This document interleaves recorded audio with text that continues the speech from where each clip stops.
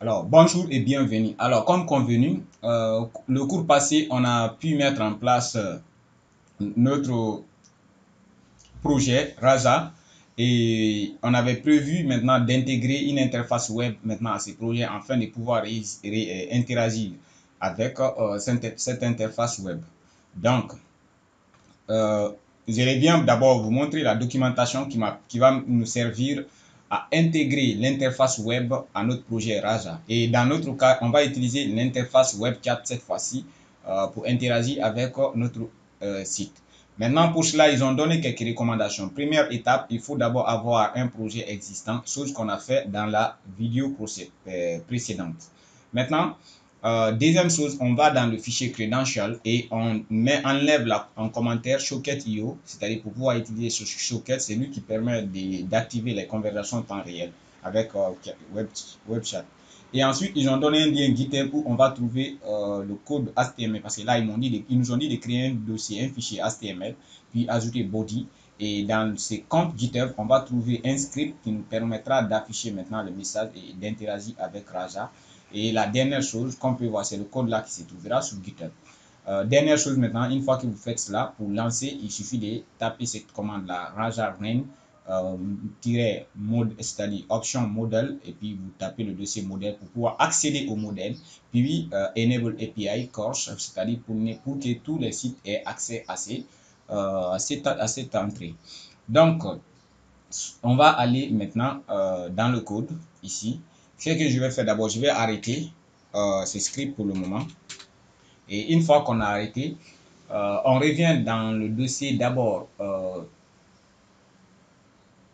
config, j'ai dit credential, voilà. On revient dans credential et ils nous ont dit d'enlever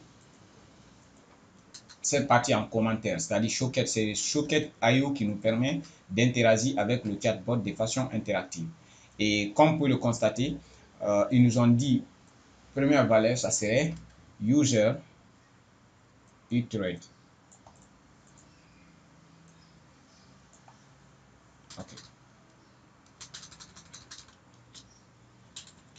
User iterate, c'est lui qui permettra d'enregistrer la session de l'utilisateur dans le chat.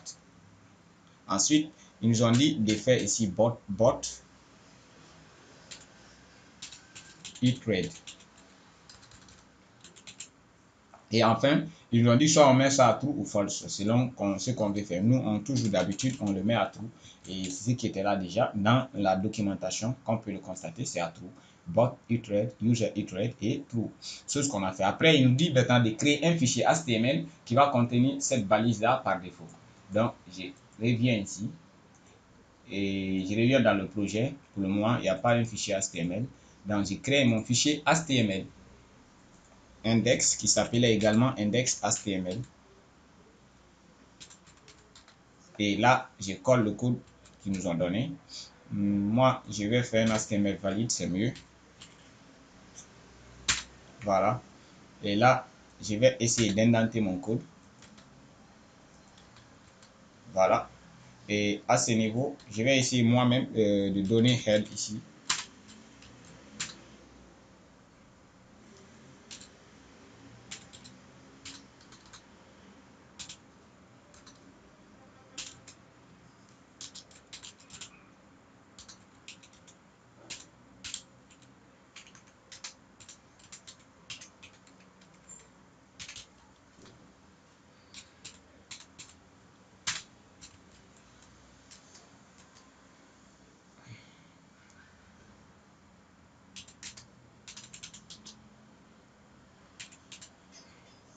Je vais appeler mon chatbot l'entête comme head élève. Maintenant qu'on a fini ça, dernière chose, qu'est-ce qu'ils nous ont dit maintenant? De venir prendre simplement d'aller sur le site maintenant, sur GitHub. Voilà, ce code source se trouve sur ce lien GitHub. Ah. Alors, comme vous pouvez le constater, voilà, c'est à quoi ressemblera notre chatbot. Maintenant, je cherche le bout, voilà. C'est le bout de code là qui nous ont demandé d'intégrer dans notre chatbot. Donc, je copie ça. Je reviens dans le fichier HTML ici. au niveau, à la fin du body, je colle le script. Comme vous pouvez le constater, c'est bon. Maintenant, dernière chose, il nous dit replace version with version that you want. Ici, par exemple, la dernière version, je crois, c'est Rasa 0.1. C'est cette version que moi, je vais utiliser dans ce projet. L'autre changement, par exemple, je peux initialiser, c'est-à-dire quelle intention je vais initialiser l'entrée payload. Je commence toujours par l'intention grid là. Et ensuite, là, il faut remplacer celui-là par votre chemin d'accès. Nous, en local, on accédera à Rasa vers une URL locale. Donc, c'est pourquoi je vais changer ça.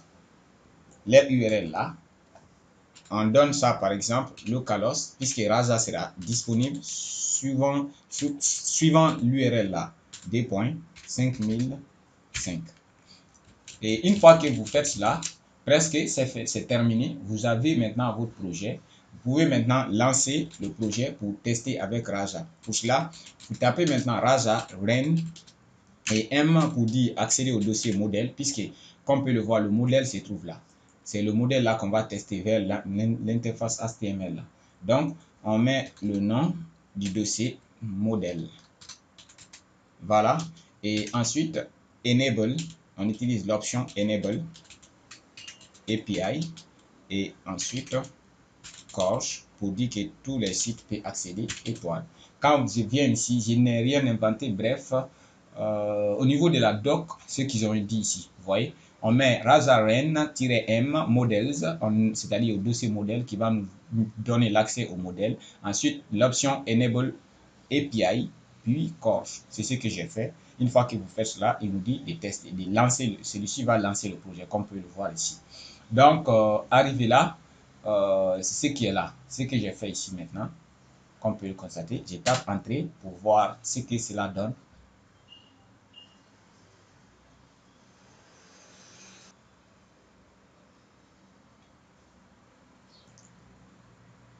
Alors, comme on peut le constater maintenant, il nous dit que Rasa est lancé. Et comme vous voyez, déjà, on a accès vers localhost. Ça, le port, j'avais dit localhost également aussi. 5005. Ce que j'ai utilisé ici, localhost 5005. Et là, il suffit maintenant de venir dans notre dossier.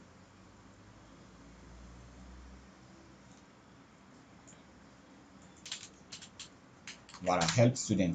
Et là, je vais lancer voilà, cette page. Et comme on peut le voir maintenant, j'ai l'accès maintenant à mon chatbot ici. Et comme on peut le voir, parce que j'ai passé l'URL au niveau du HTML ici, great. C'est pourquoi il me dit hey, how are you? Parce que c'est ce que j'ai écrit. Maintenant, pour le moment, c'est en anglais. On va revenir dans le tutoriel précédent. Regarde, quand je tape maintenant hi, vous verrez le message hey, how are you? Quand je dis bye, par exemple, il y a aussi bye dedans. Non, voilà, il me dit bye aussi. Oui. Donc, ça prouve carrément que notre chatbot maintenant est lié à cette interface. Regardez, je peux venir toujours pour des notions de vérification. Quelle autre intention après la salutation? On a goodbye. Et pour goodbye, on peut dire goodbye. La réponse de goodbye, c'est quoi? On va venir chercher. Ça, c'est greet. Ça, c'est Cooper. That, happy. Goodbye, c'est bye, oui, ce qu'il m'a donné. Maintenant, l'aide aussi, je vais venir par exemple super up, c'est-à-dire si on est heureux. Donc, je reviens par exemple dans NLU, happy, happy, happy.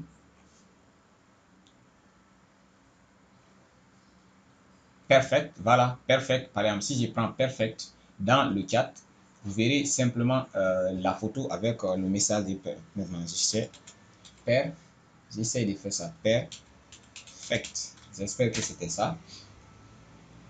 Et là, comme vous pouvez le voir, il me dit carry on, carry on. Je vais dire par exemple, I'm sad. I am sad. C'est-à-dire triste. Normalement, il y a aussi une intention pour cela. Comme vous pouvez le voir, il me dit there is something never tweet et puis il m'a proposé l'image. Là, comme vous pouvez le constater, c'était l'objectif de ce tutoriel. On a intégré l'interface web maintenant à notre projet. Le cours prochain, on va essayer maintenant de quitter l'anglais pour le français. C'est-à-dire, on va interpréter toutes ces intentions-là, ou même on va les supprimer et reprendre nos propres intentions pour maintenant commencer à travailler avec anglais. Et par la suite, maintenant, essayer de répondre maintenant à l'objectif de ces projets. Je vous remercie pour votre attention et on se reprend à la prochaine fois.